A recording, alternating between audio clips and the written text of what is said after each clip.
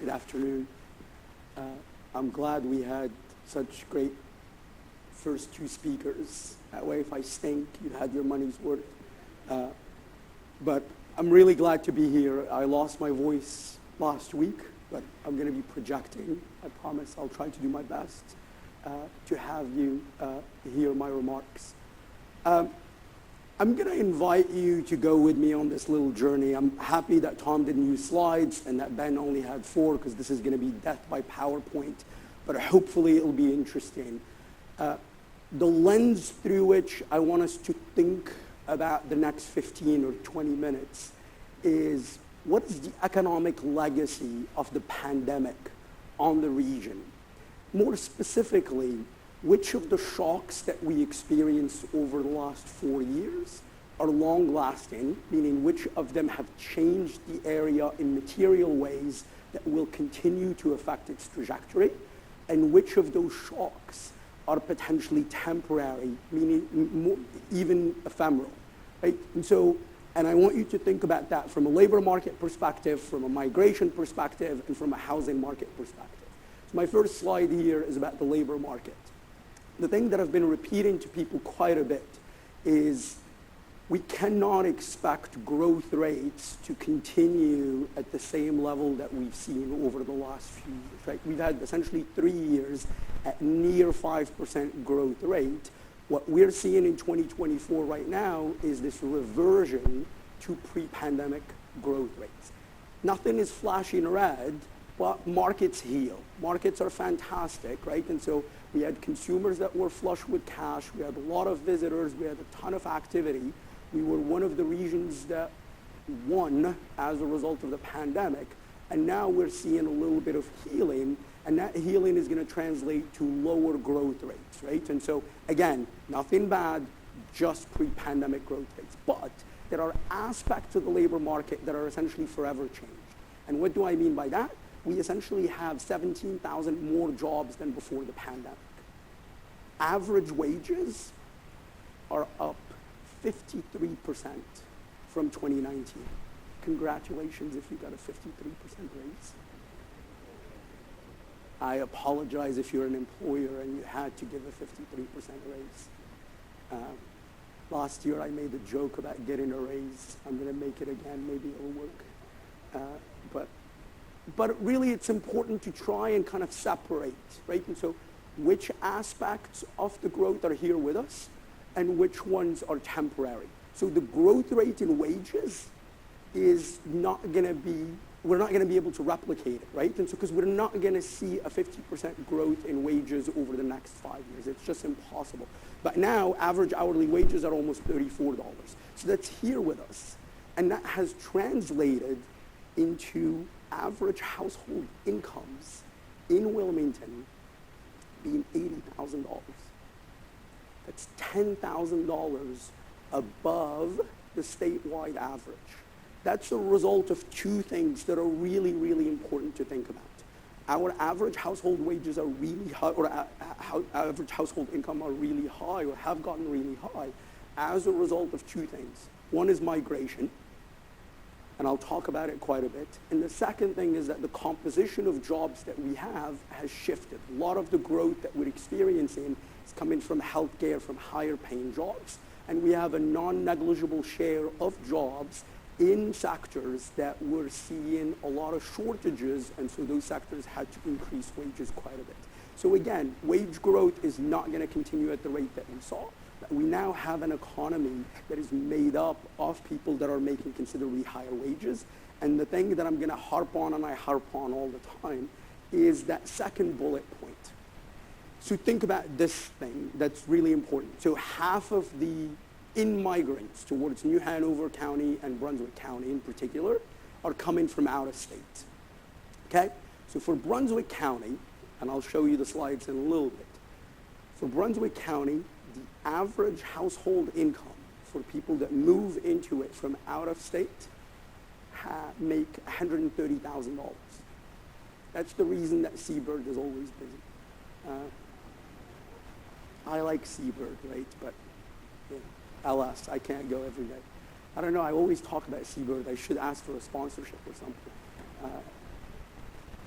So that's going to continue and has resulted in incomes in the region being considerably higher, right? But migration did peak in 2022, which means, again, so coming back to my theme of which of these shocks are permanent and which are temporary, incomes are higher and there is no going backwards, but migration rate has already started to slow and the composition of immigrants has started to slow, right? And so we're seeing now, over the last couple of years, considerably more people coming from out of state.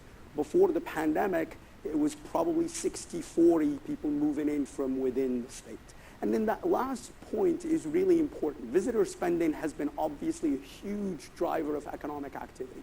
But last month, room occupancy taxes were considerably lower than the year before, potentially indicating that money is no longer burning a hole in our pockets, right? And those are things that we're going to need to monitor going forward. And then the housing market is confusing. Tom hinted at this. I'm going to show you some numbers. I think that the days of every home selling above list are clearly behind us. There is still a gulf of difference in expectations between buyers and sellers, right? And so buyers, to me, are waiting for interest rates to come down to the fives, and sellers may be delusional, I don't know, but there is this huge difference in expectations, and something is going to have to give, right? And one of the things I'm gonna show you in a little bit that's really important is we've been talking a lot about housing supply going up, and it's gone up a lot in the region, both multifamily, but also listings of actual single-family homes. But supply is still at basically about 60% of where we were pre-pandemic. And that's really important, right? And so depending on when you start looking at the analysis, you reach wildly different conclusions. And so I'm going to now show you a bunch of things to just flesh out these big points. Because to me, the labor market is healthy, but it's definitely not going to be growing like it was over the last 3 years. It's a reversion to pre-pandemic growth rates. Migration has resulted in a massive influx of money. It will continue, but not at the rate that we've seen before. And the housing market is essentially searching for, I refer to it as healing, right? And so we're searching for balance. I'm not going to make you look at a demand and supply diagram. We don't want anybody to fall asleep. But that's essentially what we're looking for. How many buyers are going to get pulled from the sidelines, and how many homes potentially are going to get listed over the next few months. So this is just a picture of the labor market in the Wilmington Metro. And the reason I show it to you is to just show you that essentially we typically add around 3,000 jobs a year. And over the last 3 years, we were essentially adding double that per year. We saw a compressed period of time where we were adding considerably more jobs than what we typically do. And over the past 6 months in 2024, we're firmly back to that growth rate of pre-pandemic levels. This is simply to get you to think about the labor market. I'm comparing each month to that same month the previous year, and you can clearly see a cooling. Again, nothing is flashing red, but there is clearly a cooling that's taking place, meaning that, for example, in July 2024, as I'll show you, we added 2.5 or 2.3% jobs relative to July 2023, which is healthy, which is what we were growing at previously, which is what the state is going to grow at. It's just that we need to kind of recalibrate expectations and do away with the expectation that we're going to be growing at 4 or 5% going forward. Again, what I always tell people is that if there is a recession nationally, which there isn't, North Carolina is not aware of it, right? And so this is July 2019 to July 2024. The Wilmington Metro is the second fastest growing metropolitan area in the state. It has added essentially 13% more jobs, which translates to about 17,000 jobs. Only Raleigh grew faster during this time period. When I was making these slides, I decided to make Wilmington teal, pride for the university, and then I thought, it's weird. That's almost like those coaches that go do interviews and they go, I am loyal to this university, and the next day they release a statement saying that they just took a job somewhere else. I'm not taking a job anywhere else unless you want me to, unless you're hiring. But I'm kidding. Dean, I'm joking. Maybe not. But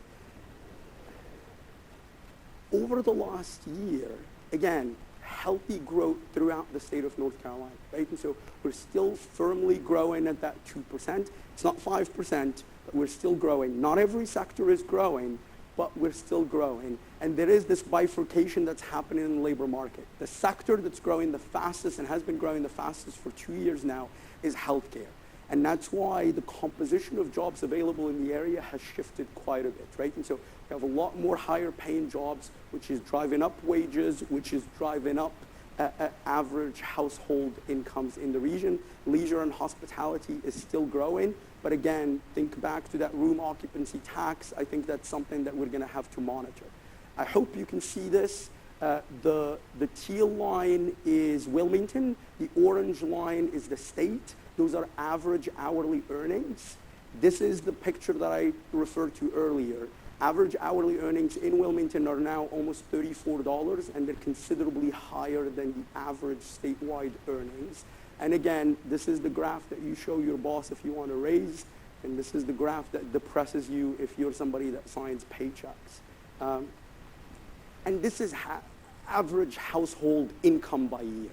I'm showing you the error bars because this is from the American Community Survey. This is in nominal terms, so it's not corrected for inflation, but absolutely wild growth that we've experienced. Again, coming from two different places, coming from migration and people moving in who have more money, but also from the types of jobs that are being created and people experiencing wage increases as a result of shortages or as a result of considerable growth. I want to just pivot to something that I think is interesting. You may not find it interesting. I've become obsessed with foot traffic data. We use a lot of employment data that comes out with a lag. I'm not spying on any of you, I promise. This is anonymized cell phone data that I've compiled, and I basically tried to think about how much foot traffic is happening by sector. And so what you see there, and obviously there is the port strike that was just announced a couple of days ago, but transportation and warehousing is basically showing 2.5 times more foot traffic in 2024 than in 2019. Obviously that's because of the growth of the port, because of the growth of the airport, and it has become a juggernaut in the area. The other thing that's important to note here is that we're seeing kind of this decline in foot traffic that's happening year over year between 2023 and 2024 that seems to indicate that the consumer is pulling back, which is what Tom potentially was hinting at a little earlier by talking about the consumer being choosy. Brunswick County, clearly different because there is no airport. I mean, they don't have the ILM there, but construction is really interesting because it's showing construction foot traffic. This is foot traffic in construction establishments. It's considerably higher than it was in 2019 and indicative of a lot of the activity that we've been seeing. And so anyway, this is one of the metrics that I've been thinking about quite a bit and I think is really useful in monitoring near real-time data. This is a graph I always show, I update it. This is population growth rate. This is rankings by county. Fastest growing county in the state, Brunswick County. Second fastest, Pender. New Hanover, 31st fastest growing county. Now, why am I showing you this? Because again, I come back to the point I made earlier with which changes that have happened over the pandemic are here to stay. The legacy of population growth, which by the way, everybody knows here, has happened largely due to migration. It's not because people are having babies. Nobody is having babies. I mean, some people are having babies, but no, I mean, have babies if you want. I'm not judging. No, but really it's important because Brunswick, New Hanover, and Pender would have all shrunk had it not been for migration. Now, why do I talk about migration? It's because of this picture. This is a really important picture, and two colors that I want you to focus on. Hopefully you can see them. So focus on the green one and the red one. The green one is average household income of out-of-state migrants. So when you look at Brunswick, it's $130,000. When you focus on the green one, on the red one, it's average household income of non-migrants. That's residents. So in Brunswick County, people who are moving in have an average household income of $130,000. Those who live there, $87,000. The picture is quite different for New Hanover. in that a lot of people who are moving in are actually earning less than residents. But what's important to remember here is as we go year from year, the income of an in-migrant in 2020 becomes an income of a non-migrant in 2021, which means we're getting richer, and that's not going anywhere. And that's an important part of the story of the area, even when migration normalizes. This is my favorite picture. I keep talking about my favorite picture. I don't have children, so maps are my children. This is a really important map, and I'll tell you what this is. So this is the difference in gross income. This is using IRS data between 21 and 22. That's the latest year for which we have data. And the 487, and I'm just going to pick on Brunswick because it's a wild statistic. That's the difference in income between people who moved into Brunswick County and people who moved out of Brunswick County, meaning there was an injection of almost $500 million in income into Brunswick County in 1 year because the people who are moving in are so much richer than people who are moving out, right? And this explains, again, pressure on houses. This explains restaurants being busy. This explains why you see so many yellow license plates. That explains a lot of bad driving, right? And so nothing against New Jersey or New York. Maybe some things, but it's fine. And then the legacy of migration, remote work. I've been obsessed with trying to understand remote work. I promise you I didn't forget about the other counties. This is from the American Community Survey, yearly American Community Survey, and they only survey communities that have more than 60,000 people. Remote work has been wildly sticky. We're still at 21% in New Hanover County. That is really, really high and has implications for a lot of different things, also potentially driving some of the income that's floating in the area. And this is my favorite photo. So I'm not gonna say anything, I'm just gonna let you look at it. I lied, I can't not talk. So. Median age in Brunswick County is 57 years old. And it's largely driven by in-migration. State is getting older, but even though these three counties all make up, obviously, the Wilmington Metro, they're driven by wildly different things. The share of residents that have retirement income is much, much higher in Brunswick County than in New Hanover County, which means the source of income that floats in the respective economies is very different, which means the types of things that people buy are very different. And that's really important to understand as we think about the next chapter of the area. So I'm going to close by just showing you a few things about the housing market, and then I'm going to stop talking, I promise. This is massively important to think about because I don't think I appreciated how significant the increase in supply, but also how much far back we are from pre-pandemic levels. So Wilmington right there is smack in the middle. The 0.62 shows you that listings are 62% of March 2018 levels. And they're still considerably below pre-pandemic levels, even though they've gone up by 89% since 2022. So yes, supply is going up, but no, it's nowhere near the levels that it was at before the pandemic, which means that there is a lot of room left to go. Two more things and I'll quit talking. The darker the color here, the bigger the number. This is showing you the share of homes with price cuts. In Wilmington, we are roughly at about 28% of the listings have had a price cut. But clearly, as you all know, price cuts are happening from very elevated levels. And so that's why prices have remained sticky. But you see a lot of darkness throughout the country, meaning that price cuts have increased quite substantially. And then this is really interesting. 2 years ago, this map looked very different. This is the ratio of sale to list, right? Again, the darker the color, the bigger the number. Essentially, there are no homes throughout the country that are selling above list prices, which again means that markets heal, right? And so we're coming back to reality, and that gulf between buyers and sellers potentially is shrinking.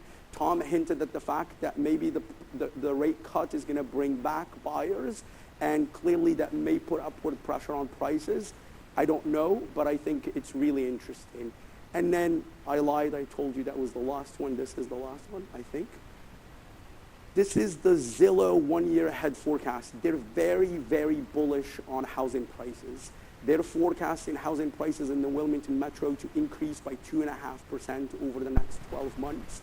And in fact, they're very bullish on many of the areas that were growing really fast during the pandemic, even places like Florida that has experienced a big jump in supply.